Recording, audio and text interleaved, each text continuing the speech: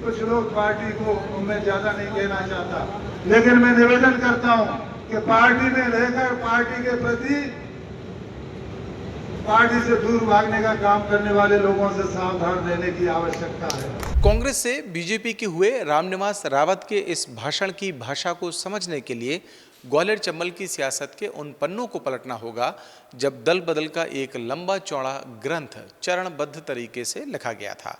सिंधिया समेत कांग्रेस के सैकड़ों कार्यकर्ता और कुछ विधायक टुकड़ों में बीजेपी में आए, लेकिन रामनिवास रावत थोड़ी देर से आए तो मंत्री भी बन गए।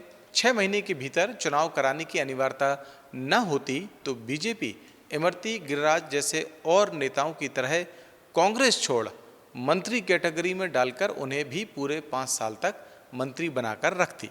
लेकिन कानून की किताब के आगे दिल के अरमां चलते कहाँ हैं। उपचुनाव हुए और रावत चुनाव हार गए। अब यहीं से शुरू होती है रामनिवास रावत के इस बयान के दर्द की कहानी। आप थोड़ा ध्यान से सुनेंगे तो सुन पाएंगे रामनिवास रावत कह रहे हैं कि अगर उन्होंने कुछ लोगों पर भरोसा न किया होता और सीधे जनता के बीच जाते तो विजयपुर में उनकी हार हो ही नहीं सकती थी। मुझसे भूल हुई, मैं जिन लोगों के भरोसे रहा, अगर मैं जनता से सीधा जुड़ा होता, जनता के बीच में गया होता, मुझे पता है मुझे जनता का आशीर्वाद मिला होता, मुझे कोई यहाँ से नहीं हरा पाता, ये भी मुझे अच्छे से जानकारी है। वैसे रामनिवास रावत अपने बयान में भले बीजेपी के उन कार्यकर्ताओं का जिक्र कर रहे हैं जो उनके खिलाफ बयान दे रहे हैं, लेकिन हकीकत में चंबल के लोग जानते हैं कि आखिर किस व्यक्ति पर भरोसा करके रामनिवास रावत विजयपुर चुनाव में अपनी नैया डुबा बैठे। हालांकि यहां गौर करने वाली बात यह भी है कि रावत अगले चुनाव में अपना टिकट पक्का मानकर चल रहे हैं। सुनिए। मेरा ये संकल्प है कि पार्टी की मेरी वजह से इस बार हार हुई, मैं पार्टी को जिता के एक बार इस सीट को आदरणीय नरेंद्र सिंह तोमर जी, आदरणीय अध्यक्ष जी, आदरणीय मोहन यादव जी की झोली में लाके जरूर दूंगा, ये मेरा विश्वास। किसी जमाने में खुद नरेंद्र सिंह तोमर से चुनावी शिकस्त खा चुके रावत को चंबल के छत्रप नरेंद्र सिंह तोमर का मौके पर ही समर्थन भी मिल गया। तोमर भी उन बीजेपी कार्यकर्ताओं से परेशान दिखे जो माला तो पार्टी की पहनते हैं, लेकिन मौका आने पर कुतरने की आदत से बाज नहीं आते। काम करते हैं तो पार्टी के प्रति निष्ठ होना ही चाहिए, इसमें किसी को क्यों संकोच होना चाहिए।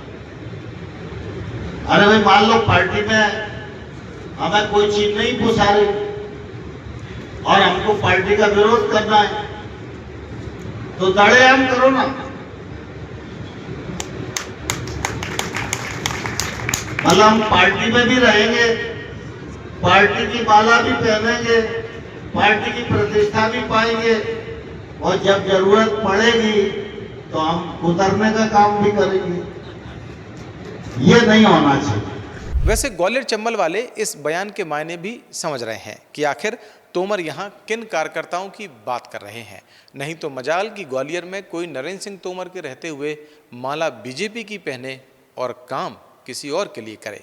चलिए इशारों की इस भाषा को विराम देते हैं और थोड़ा कुछ काम आपको भी देते हैं। इन बयानों के मायने अगर समझ आए हों तो हमें भी समझाएं, कमेंट सेक्शन में आएँ और फटाफट बताएं। और अगर अभी तक आपने द प्रेस हिंदी को लाइक और सब्सक्राइब नहीं किया है तो अभी करें और मुझे दें इजाज़त। नमस्कार।